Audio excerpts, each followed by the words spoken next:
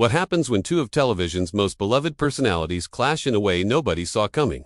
The Kelly Clarkson show was supposed to be just another promotional stop for Trevor Noah. But what unfolded that afternoon left audiences stunned, and the entertainment world buzzing.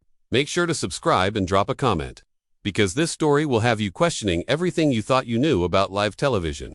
The studio lights were blazing as Kelly Clarkson settled into her signature chair, her usual bright smile radiating across the set. Trevor Noah sat opposite her, relaxed in his tailored suit, expecting the typical friendly banter that had made both of their shows household staples. The audience was primed for laughs, completely unaware they were about to witness television history. "So Trevor," Kelly began, her voice carrying that familiar warmth, "I have to ask about your recent comments regarding comedy and cancel culture. Some people are saying you've gone soft since leaving The Daily Show." Trevor's eyebrows raised slightly, a flicker of surprise crossing his face.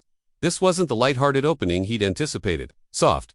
That's interesting, Kelly. I'd say I've evolved. There's a difference between being soft and being thoughtful about the impact of your words." "But isn't that exactly what comedy is supposed to challenge?" Kelly pressed, leaning forward.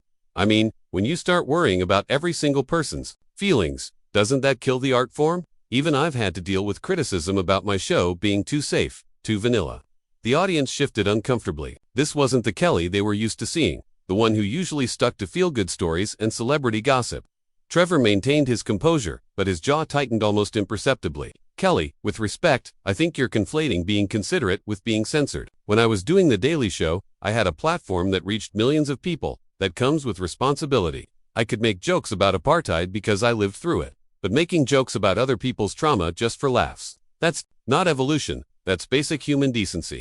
Kelly's smile faltered for just a moment before returning, but there was an edge to it now. "But Trevor, don't you think that's a little patronizing? Assuming people can't handle comedy about their own experiences. I mean, I've been through divorce, weight struggles, family drama, and I can laugh about all of it. Maybe the problem isn't the comedy, maybe it's that people have gotten too sensitive." The studio fell silent except for the hum of cameras. Trevor's fingers drummed once against his knee. A tell that those who knew him well would recognize as controlled frustration. "Too sensitive," he repeated slowly. "Kelly, when you went through your divorce, did you want people making jokes about it on national television while you were still processing the pain? Or did you want the space to heal and then choose when and how to find humor in it yourself?" "That's different," Kelly shot back, her voice rising slightly. "I'm a public figure. We sign up for this. And honestly, some of the best comedy comes from pain. Look at Richard Pryor, George Carlin, even Dave Chappelle. They didn't pull punches. And look what happened to Dave," Trevor said, his South African accent becoming more pronounced as his emotions heightened. "He walked away from $50 million because he realized his comedy was being consumed in ways he never intended. People weren't laughing with him, they were laughing at the communities he was trying to highlight. That's the difference between punching up and punching down." Kelly's producer, visible in Trevor's peripheral vision, was making subtle hand gestures, clearly trying to steer the conversation back to safer territory. But Kelly seemed energized by the debate, her media training warring with her genuine opinions. "Okay, but Trevor, where does it end? Do we stop making jokes about anything that might hurt someone's feelings? Do we turn comedy into therapy sessions? Because I'll tell you what, my audience doesn't come here to be lectured about social responsibility. They come here to laugh, to escape, to feel good for an hour. And there's nothing wrong with that," Trevor replied, his voice steady but firm. "But feeling good shouldn't require making other people feel terrible. You can be funny without being cruel. You can challenge ideas without attacking people's humanity. I've done it for years. Have you though?" Kelly's question hung in the air like a challenge, because from where I'm sitting, it looks like you've traded in your edge for applause from people who were never going to be your audience anyway. The Trevor Noah, who used to roast politicians and celebrities without mercy. Where did he go? The audience was completely silent now, sensing they were witnessing something unprecedented. Trevor's laugh, when it came, was dry and humorless. "He grew up, Kelly. He realized that getting laughs at someone else's expense isn't comedy. It's bullying with better timing. But maybe that's a concept that's foreign to someone who built their career on being America's sweetheart, never having to challenge anything or anyone." Kelly's eyes flashed, the mask of television politeness finally slipping completely. "Excuse me, are you seriously going to sit on my show and question my authenticity? I've been in this business since I was 16 years old. I've earned every single thing I have, and I didn't do it by playing it safe. I did it by being real with people." "Real?" Trevor's voice carried a note of incredulity. "Kelly, you've built an empire on never saying anything that might make anyone uncomfortable. Your show is the television equivalent of elevator music. Pleasant, inoffensive, and completely forgettable. So forgive me if I don't take career advice from someone who's made millions by never taking a real stand on anything." The words hit like a physical blow. Kelly's face flushed red, and for a moment, she seemed genuinely speechless. The audience gasped audibly, some people shifting in their seats as if they wanted to leave but couldn't look away. Kelly's recovery was swift, but the damage was done. When she spoke again, her voice carried a venom that no one in that studio had ever heard from her before. "Forgettable," she said, her laugh sharp and bitter. "Trevor, my show has been renewed for multiple seasons while you walked away from The Daily Show because you couldn't handle the pressure anymore. I've sold over 25 million albums worldwide, won multiple Grammys, and built a media empire. What exactly have you accomplished besides making people feel guilty for laughing?" Trevor leaned back in his chair, a dangerous smile playing at the corners of his mouth. "Kelly, success isn't measured by how many people buy your music or watch your show. It's measured by whether you use your platform to make the world better or just to make yourself richer. And looking at your track record, I think we both know which category you fall into." "Are you kidding me right now?" Kelly's voice cracked slightly, her composure completely shattered. "I've donated millions to charity. I've highlighted countless small businesses on my show. I've given people platforms they never would have had. Otherwise, what have you done besides sit behind a desk and make jokes about other people's problems?" "I've used comedy to shine light on injustice," Trevor fired back, his own anger now clearly visible. "I've made people think about apartheid, about immigration, about inequality. I've turned comedy into a tool for social change. You've turned it into background noise for suburban housewives who don't want to think about anything more challenging than what to make for dinner." The insult landed like a slap. Kelly's eyes narrowed, and when she spoke, her voice was ice cold. "Don't you dare condescend to my audience. Those suburban housewives you're so quick to dismiss. They're working multiple jobs, raising kids, dealing with real problems that your privileged perspective can't even comprehend. They don't need some self-righteous comedian telling them they're not enlightened enough to deserve entertainment." "Privileged?" Trevor's laugh was incredulous. "Kelly, I grew up in apartheid South Africa. My mother was shot by my stepfather. I lived through poverty and oppression that you can't even imagine. Don't lecture me about privilege when you grew up in Texas with a record deal at 16. And there it is," Kelly said, her voice rising. "The Trevor Noah playbook. When challenged, immediately play the oppression card. Yes, you had a difficult childhood, and I'm sorry for that. But that doesn't give you the right to dismiss everyone else's struggles or act like you're the only person who's ever faced adversity." The studio was electric with tension. Cameramen were looking at each other uncertainly, unsure whether they should keep rolling. The audience sat in stunned silence, watching two people they admired tear each other apart in real time. "I'm not playing any card," Trevor said, his voice dangerously quiet. "I'm pointing out the hypocrisy of someone who's lived a charmed life, lecturing me about taking comedy too seriously. You want to know why I left The Daily Show? It wasn't because I couldn't handle the pressure. It was because I realized I was becoming exactly what you are right now. Someone so comfortable in their bubble that they've lost touch with what really matters." Kelly's hands were trembling slightly, but her voice remained steady.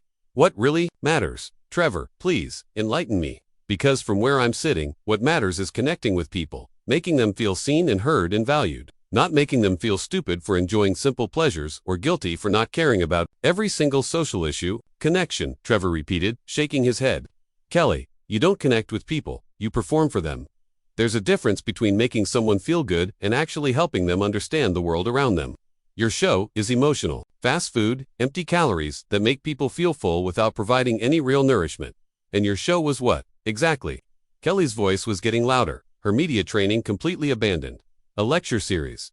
A sociology class. Newsflash, Trevor, if people wanted to be educated, they'd watch the news or read a book. They come to comedy shows to laugh, not to be told they're terrible people for finding certain things funny." "I never told anyone they were terrible people," Trevor shot back. "I challenged ideas, not individuals. But apparently that's too nuanced. A concept for someone whose idea of challenging content is asking celebrities about their workout routines." Kelly stood up abruptly, her chair rolling backward. "You know what, Trevor, I'm done. I'm done with your arrogance. I'm done with your condescension. And I'm done pretending that this conversation is going anywhere productive. You came on my show, and decided to attack not just me but my audience, my staff, and everything I've worked for." Trevor remained seated, but his posture had shifted, coiled like a spring. "I came on your show expecting a conversation between equals. Instead, I found someone so insecure about their own irrelevance that they had to start a fight just to feel important, irrelevant." Kelly's voice was shaking with rage. "Now, I have one of the highest-rated daytime shows on television. I've got production deals, endorsement deals, my own record label. What do you have?" a podcast that 12 people listened to, and a comedy special that everyone forgot about 5 minutes after it aired. The cruelty of the comment hung in the air. Trevor's face went completely blank, a mask dropping over his features that everyone in the room recognized as the calm before the storm. "Kelly," he said, his voice so quiet that the microphones had to strain to pick it up. "I've been in this business long enough to know when someone is projecting their own insecurities onto others. Your ratings might be high, but your impact is non-existent. You're the human equivalent of elevator music, pleasant and forgettable. And deep down, you know it." Kelly's face went white, then red, cycling through emotions too quickly to track. "Get out," she whispered, then louder. "Get out of my studio. Get out right now." "Gladly," Trevor said, standing smoothly and straightening his jacket. "Thank you for proving my point about the state of American entertainment. When faced with any real challenge or criticism, you fold faster than a house of cards." "Security," Kelly called out, her voice cracking. "I want him escorted out immediately."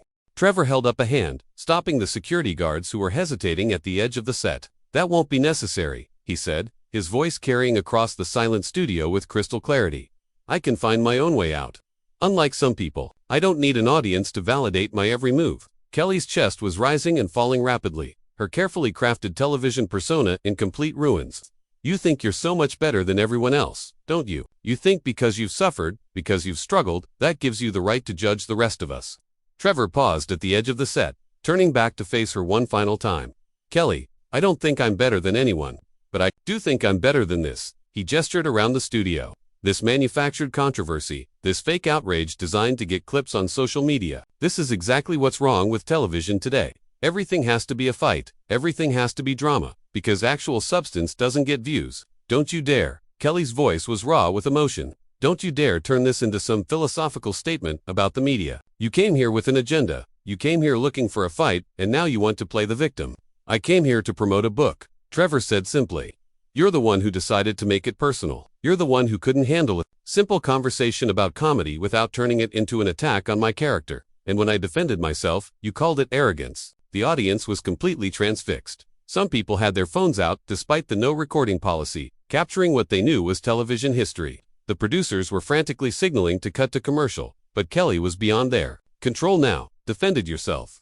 She laughed, a sound devoid of any humor. "Trevor, you've spent the last 20 minutes systematically attacking everything about me, my show, my audience, my career. You've called me irrelevant, shallow, and fake. How is that defending yourself?" "Because every word of it was true," Trevor said, his South African accent thick with emotion. "Kelly, you asked me if I'd gone soft, if I'd lost my edge. Well, here's your edge. Here's the honesty you claim to want. Your show is a monument to mediocrity. Your interviews are softball questions designed to make celebrities feel comfortable while giving your audience the illusion of insight. You've built a career on being agreeable, and the moment someone disagrees with you, you fall apart." Kelly's makeup was starting to smudge, tears of frustration and rage mixing with foundation. "You know what your problem is, Trevor. You can't stand that someone like me can be successful without your approval. You can't stand that people don't need their entertainment to come with a lecture about social justice. You've become so obsessed with being right that you've forgotten how to be human." Human. Trevor's voice cracked slightly, the first sign that this confrontation was affecting him as much as it was her. "Kelly, being human means caring about more than just yourself and your bottom line. Being human means using your platform to lift people up, not just to sell them products and empty promises that everything will be okay if they just keep consuming. And who made you the arbiter of how people should use their platforms?" Kelly shot back. "Who gave you the right to decide what's worthy entertainment and what isn't? You act like you're some kind of moral authority, but you're just another celebrity with opinions, just like the rest of us." Trevor was quiet for a long moment, looking around the studio, taking in the cameras, the lights, the audience sitting in stunned silence. When he spoke again, his voice was softer, almost sad. "You're right, Kelly, I'm just another celebrity with opinions. But at least my opinions come from a place of wanting to make things better, not just wanting to make people feel comfortable with how things are. At least when I had my platform, I tried to use it for something more than selling books and promoting movies." "More than," Kelly repeated, her voice hollow. "Always more than with you, isn't it? Your pain is more valid, your comedy is more meaningful, your purpose is more noble." "Well, congratulations, Trevor. You've successfully made everyone in this room feel terrible about themselves. I hope that sense of superiority was worth it." The words hung in the air like smoke from a fire that had burned too hot and too fast. Trevor looked at Kelly for a long moment, seeing past the anger to the hurt underneath, and for the first time since the interview began, his expression softened. "Kelly," he said quietly, "I didn't come here to hurt you. I came here because I respect what you've built, even if I don't always agree with how you've built it. But when you questioned my integrity, when you suggested I'd sold out or gone soft, that touched a nerve. Maybe I overreacted." Kelly wiped at her eyes, smearing her makeup further. "Maybe we both did," she admitted, her voice barely above a whisper. "But Trevor, you can't just waltz onto someone's show and tear apart everything they've worked for because you disagree with their approach. That's not criticism, that's cruelty." "You're right," Trevor said, and the admission seemed to surprise both of them, "and I'm sorry for that. But Kelly, you can't ask someone to be authentic and then get angry when they give you authenticity you don't like. You wanted the real Trevor Noah, well, this is him. Flawed, opinionated, and sometimes cruel when he feels cornered." The studio was so quiet you could hear the air conditioning humming. Kelly and Trevor stood facing each other across a divide that felt much wider than the few feet of studio space between them. "I think," Trevor said finally, "this interview is over." He unclipped his microphone and placed it carefully on the coffee table between them. "Thank you for having me on your show, Kelly. I hope your audience got what they came for." With that, he turned and walked off the set, his footsteps echoing in the silence. Kelly stood frozen, watching him go, until the spell was broken by her producer rushing onto the set. "We're going to commercial," the producer announced, but Kelly was still staring at the spot where Trevor had been standing, processing what had just happened. The audience sat in stunned silence, knowing they had witnessed something unprecedented, something that would be talked about for years to come. They had come expecting light entertainment and instead got a masterclass in how quickly things can go wrong when two strong personalities clash without the safety net of scripted pleasantries. As the cameras finally stopped rolling, the only sound in the studio was Kelly's quiet voice asking no one in particular, "What just happened here? What do you think really caused this explosive confrontation between two of television's most likable personalities? Was Trevor right to call out what he saw as shallow entertainment, or did he cross a line by attacking Kelly so personally?" Drop your thoughts in the comments below, and make sure to subscribe for more shocking celebrity stories that will leave you questioning everything you thought you knew about your favorite stars.